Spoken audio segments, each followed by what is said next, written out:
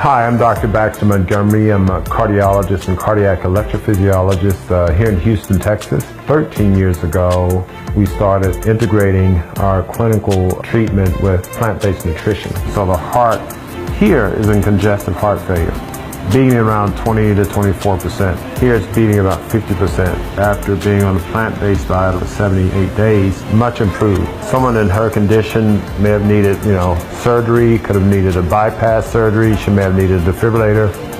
She may have even, been placed on the heart transplant list. But instead of that, with plant-based nutrition, the heart improved significantly. And these are the types of findings we see on a regular basis. It's important for individuals to know that, despite how sick you are, we've seen individuals who are very ill. In fact, I've treated 2 different patients who were in the hospital on life support. One person on life support, we fed her green food through her PEG tube, detoxed her in the hospital, and she eventually walked out. So don't give up. We haven't gotten into the most fundamental aspect of our health, which is how we take care of the human frame. And it's as simple as plant-based food, fresh air, sunshine, and water.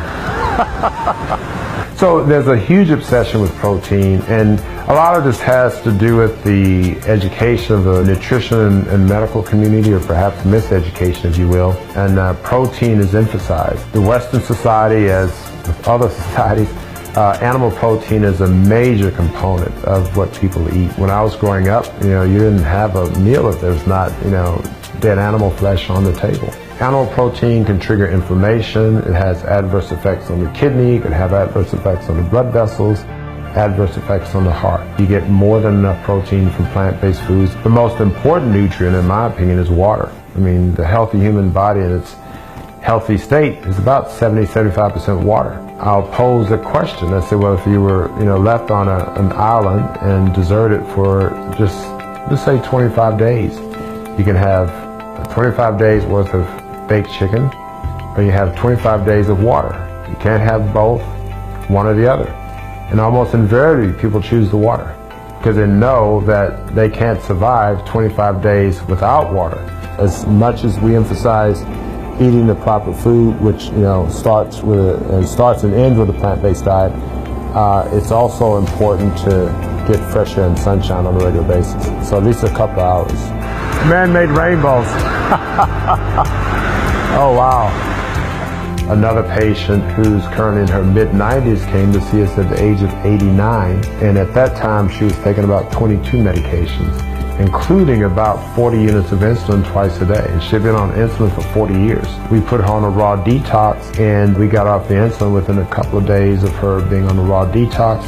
She's down to taking no medication the last I've seen, and she hardly has to come and see us as a patient. She's in her mid-90s now. I came into this arena as a traditional doctor, doing procedures and putting them on the optimal medications. However, when I made this discovery for my own health and then subsequently for my patients, I made a major change. As far as I know, we're the only facility in the United States that has an on-site plant-based restaurant that integrates it all in one. If I'm a physician who likes steaks and eggs, it would be very difficult for me to counsel and aggressively counsel a patient away from eating these foods.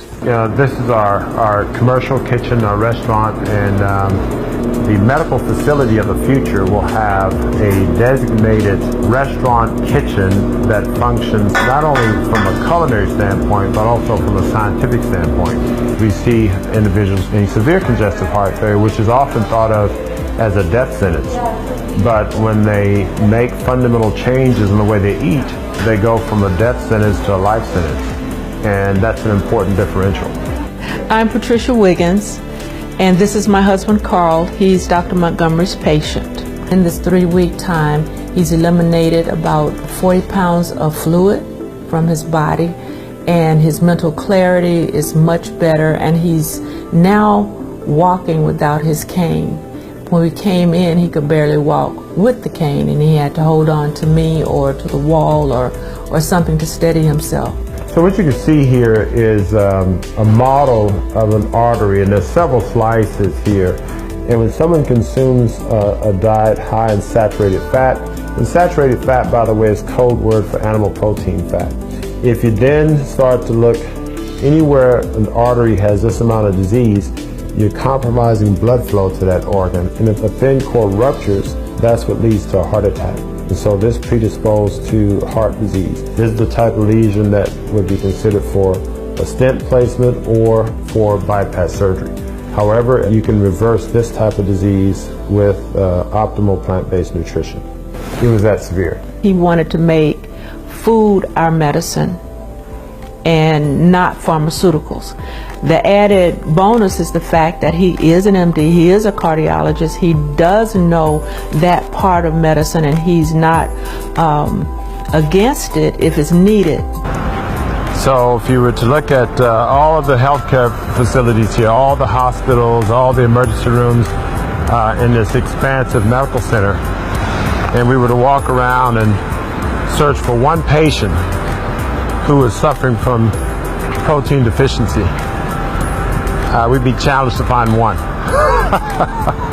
In regards to the prevalence of heart disease among different ethnic groups, the CDC clearly shows that African American women have the most heart disease in terms of prevalence and morbidity and mortality from heart disease. Next to them would be African American men. More women die from heart disease than men in general, and then more African American women die from heart disease than any other race, gender segment that we know of. Availability, convenience, these are all important things that I find, and I think it's going to make a difference the more we make the food available. People do not realize how delicious plant food is.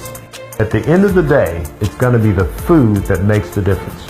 I have a lot of friends who are ethical vegans, and I applaud you. When I came into eating plant-based, I wasn't aware of the horrors that happen to animals, and I think there's more messaging needs to come about with that. The other aspect of being ethical vegans is that we have to look at our own bodies, and we have to be ethical to ourselves first and foremost, because if we're not healthy, then we can't be a benefit to others, animals, etc. So I often tell my patients that the number one animal you want to be ethical to is yourself. So foods that are minimally processed, raw, you want a lot of live foods that has the water content is maintained. These are going to be some of the most healthy foods, and if it is cooked, you want to either dehydrate it at relatively low temperatures, boil or steam it. And these are some simple approaches that individuals can take to consume a diet that's not only healthy for the environment as a whole, but also healthy for your local environment, which is your body. If we can fundamentally change the way we eat, we can get rid of the need for so much expense and so much time and effort toward helping people get better, or I should say, helping people live with their illnesses. We can just simply change what they eat, we can help them reverse their conditions and live a healthier life.